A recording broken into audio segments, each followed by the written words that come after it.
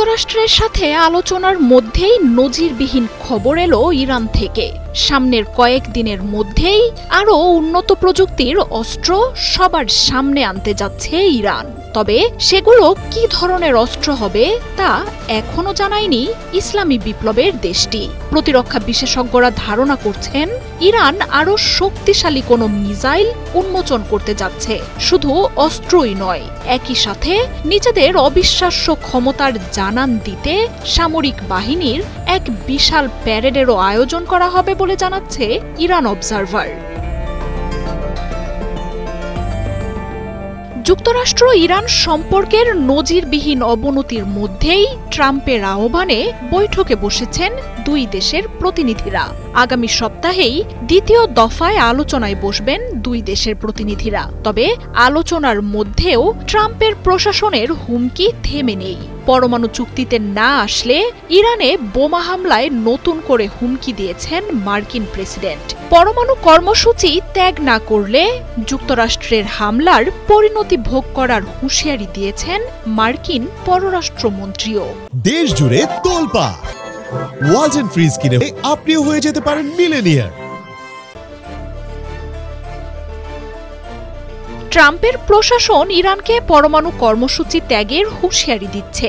সমৃদ্ধ করা ইউরেনিয়াম তৃতীয় কোনো দেশে স্থানান্তরেরও প্রস্তাব দিয়েছে। তবে সেসব নাকচ করে দিয়েছেন ইরানের পররাষ্ট্রমন্ত্রী। বরং পরমাণু অস্ত্র তৈরি না করার বিনিময়ে ইরানের উপর মার্কিন নিষেধাজ্ঞা তুলে নেয়ার প্রস্তাব দিয়েছেন তিনি। সাথে এটাও জানিয়ে দিয়েছেন ইরানের অন্য অস্ত্র নিয়ে মার্কিন বা ইসরায়েলি হস্তক্ষেপ হবে রেড লাইন। যুক্তরাষ্ট্র ইরান আলোচনা নিয়ে একেবারেই চুপ করে আছে নেতানিয়াহুর সরকার। আর এমন অস্বাভাবিক নীরবতায় প্রশ্ন উঠতে শুরু করেছে ইরানকে আলোচনায় ব্যস্ত রেখে ইসরায়েল কি হামলার পরিকল্পনা চূড়ান্ত করছে কিনা। কেননা ইরানের উপর মার্কিন নিষেধাজ্ঞা শিথিলের জন্যই ওবামার আমলে করা চুক্তি থেকে ট্রাম্প যুক্তরাষ্ট্রকে বের করে আনেন। ইসরায়েলের দাবি, মার্কিন বিধিনিষেধ উঠে গেলে ইরান আরও প্রতিরোধ হয়ে উঠবে। আর তাই ট্রাম্প প্রশাসনের ইরানের সাথে আলোচনা আসলে নতুন কোনো ষড়যন্ত্রের পূর্ব প্রস্তুতি বলেই মনে করছে ইরান।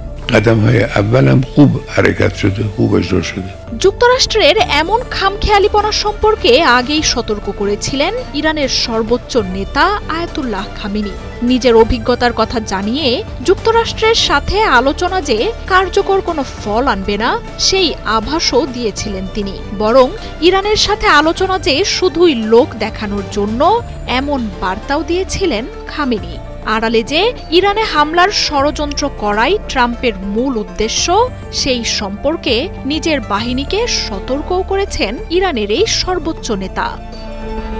তবে ট্রাম্পের সাম্প্রতিক হুমকি থামকিতে আয়াতুল্লাহ খামেনির সেই আভাসই সত্যি হতে পারে বলে ধারণা করা হচ্ছে।